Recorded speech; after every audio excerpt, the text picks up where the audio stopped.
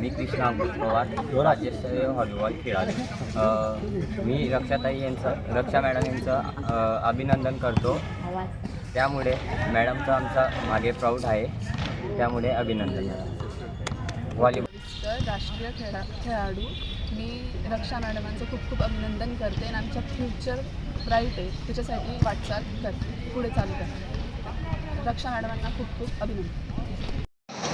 आज आम्ही जळगावकर अत्यंत आनंदात आहोत, कारण की काल जेव्हा आदरणीय नामदार रक्षाताई खडसे या क्रीडा मंत्री म्हणून या ठिकाणी त्यांचं नाव घोषित झालं, तेव्हापासून आम्ही जळगावकर इतक्या आनंदात आहोत, कारण की प्रथमतः जळगावला कोणाला तरी या क्रीडा खात्याची जबाबदारी देण्यात आलेली आहे। त्यामुळे आमच्या तरुणींसाठी खास करून हा एक फार आनंदाचा क्षण आहे। आणि आज आम्ही या ठिकाणी व्हॉलीबॉल, बास्केटबॉल, फुटबॉल, हॉकीचे सर्व खेळाडू आणि खेळाडूंनी एक जल्लोष साजरा केला आणि त्यांचं अभिनंदन केलेलं आहे। ईश्वरचरणी प्रार्थना करूया की या जळगावला अजून चांगल्या प्रकारे रक्षाताईचं माध्यमाने जळगावची क्रीडा क्षेत्रातील प्रगती हो, एवढं बोलतो। धन्यवाद। फारुख शेख, विविध क्रीडा संघटनाचा पदाधिकारी, जळगाव।